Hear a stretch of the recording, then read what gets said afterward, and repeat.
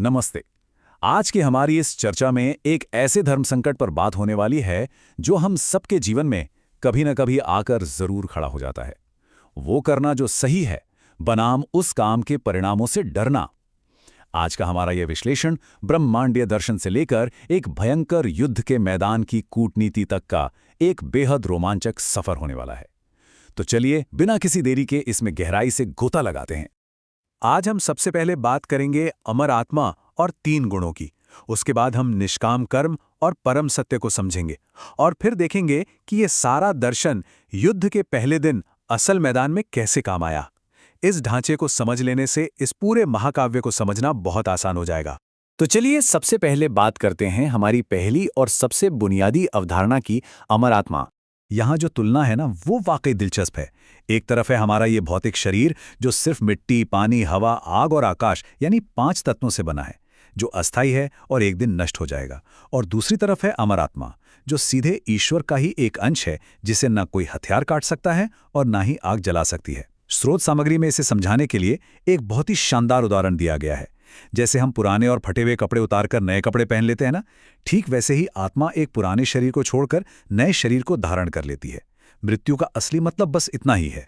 और इस गहरे ज्ञान को एक विशिष्ट नाम दिया गया है, सांख्य योग। ये वो ज्ञान है जो हमें बताता है कि इंसान कोई अस्थायी शरीर नहीं है, बल्कि एक शुद्ध और अमर आत्मा है जिसे अज्ञानता की बेड़ियों से मुक्त होना है। तो सबसे महत्वपूर्ण बात यह है कि जब तक हम ये नहीं समझेंगे कि हमारी असली पहचान इस हाड़ मांस के शरीर से नहीं जुड़ी है, तब तक हम जीवन में सही और निष्पक्ष फैसले ले ही नहीं सकते। अब आगे बढ़ते हैं और देखते हैं कि युद्ध के मैदान में या असल जिंदगी में भी इंसान फैसले आखिर कैसे लेता है। इसे समझने के लिए हमें इन 3 गुणों को समझना होगा। ये सिद्धांत हमारे मनोविज्ञान को 3 बहुत ही गहरी श्रेणियों में बांटता है। पहला है तमस, जिसका अर्थ है अंधकार या अज्ञानता। यहाँ इंसान बिना अच्छे बुरे की परवाह के सिर्फ अपनी जरूरतों के लिए जीता है। दूसरा है रजस, यानी अहंकार और लालसा। यहाँ इंसान को ज्ञान तो है, लेकिन वो अपनी इच्छाओं का गुलाम है। और तीसरा है सत्व, जो ज्ञान, न्याय और सत्य का प्रकाश है। इस दुनिया में हर इंसान का स्वभाव दरअसल इन्हीं 3 गुणों का एक अलग अलग संतुलन है।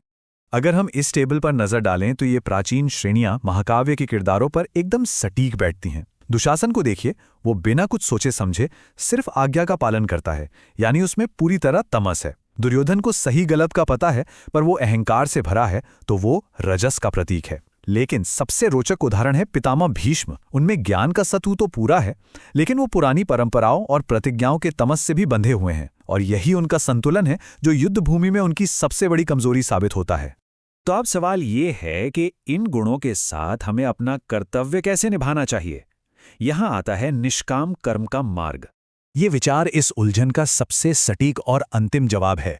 सुख और दुख को एक समान मानो, लाभ हानि या जय पराजय की चिंता किए बिना बस युद्ध करो। जरा सोचिए, अगर जीतने का लालच और हारने का डर ही खत्म हो जाए तो क्या युद्ध के अंत में कोई हताशा होगी? बिल्कुल नहीं। इंसान को सिर्फ और सिर्फ अपना काम करना चाहिए, नतीजों की लालसा के बिना। इसी को निष्काम कर्म योग कहा जाता है। मतलब बिना किसी परिणाम, इनाम या जीत की उम्मीद किए सिर्फ अपना कर्तव्य समझकर कार्य करना। आज की आधुनिक दुनिया में भी ये विचार हम सबके लिए कितना मूल्यवान है ना? जब हमारा पूरा ध्यान सिर्फ हमारे काम पर होता है और हम नतीजे की चिंता छोड़ देते हैं, तो हम बिना किसी दबाव के अपना बेस्ट दे पाते हैं। अब चलते हैं इस दर्शन के सबसे चरम बिंदु की तरफ, परम सत्य। इन रूपों की विशालता की बस कल्पना कीजिए। समय, मृत्यु, मत्स्य, राम, इंद्र, ओमकार, सूर्य और चंद्रमा, ये सब क्या है?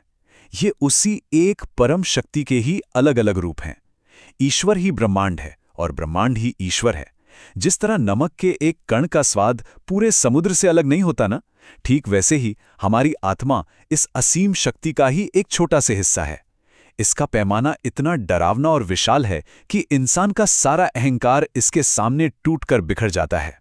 और फिर स्रोत सामग्री में आती है वो शक्तिशाली घोषणा, मैं समय हूं और मैं ही जीवन और मृत्यु हूं। मैं यहां मौजूद सभी मनुष्यों की मृत्यु के रूप में खड़ा हूं।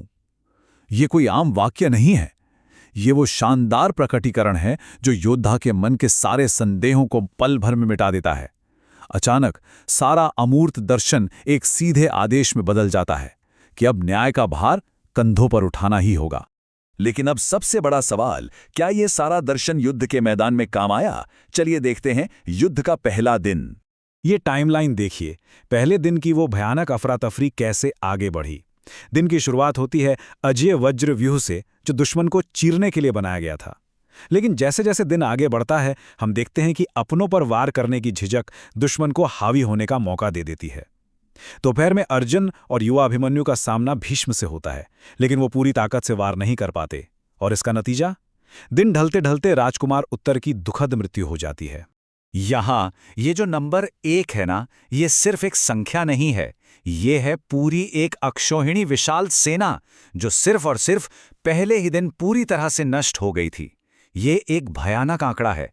ये हमें दिखाता है कि जब न्याय की सेना अपनी पूरी शक्ति से नहीं लड़ती और भावनाओं में बह जाती है, तो जमीनी हकीकत कितनी भयावह और क्रूर हो सकती है। अब यहाँ दर्शन और असल रणनीति का आमना सामना होता है। हमारी अगली चर्चा है धर्म की रणनीति। स्रोत सामग्री की ये लाइन बहुत ही दिलचस्प और विवादास्पद है। यदि छल का आधार धर्म है, तो छल का प्रयोग करना भी धर्म है। देखिए, हम यहाँ कोई पक्ष नहीं ले रहे हैं, लेकिन स्रोत ये साफ कहता है कि न्याय को स्थापित करने के लिए कई बार सामरिक जरूरतों के हिसाब से नियम बदलने पड़ते हैं।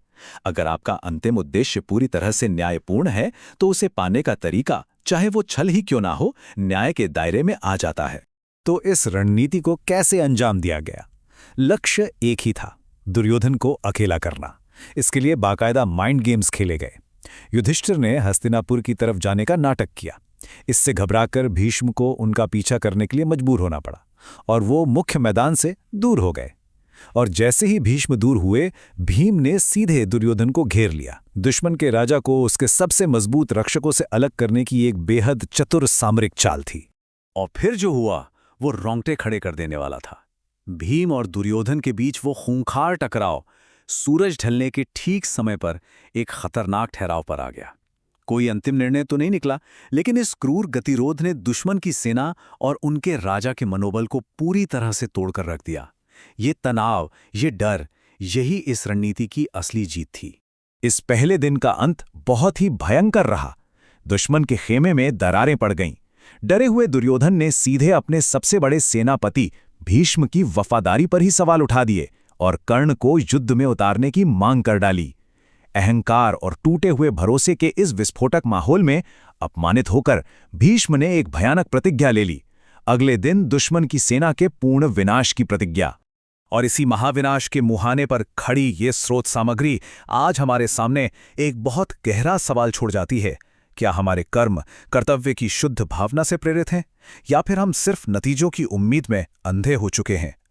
आज के इस विश्लेषण से यही वो विचार है जो हमें अपने साथ लेकर जाना चाहिए। सोचिए, हमारे अपने जीवन के कुरुक्षेत्र में हम किस भावना के साथ लड़ रहे हैं? इस ज्ञानवर्धक सफर में मेरे साथ जुड़ने के लिए आपका बहुत बहुत धन्यवाद।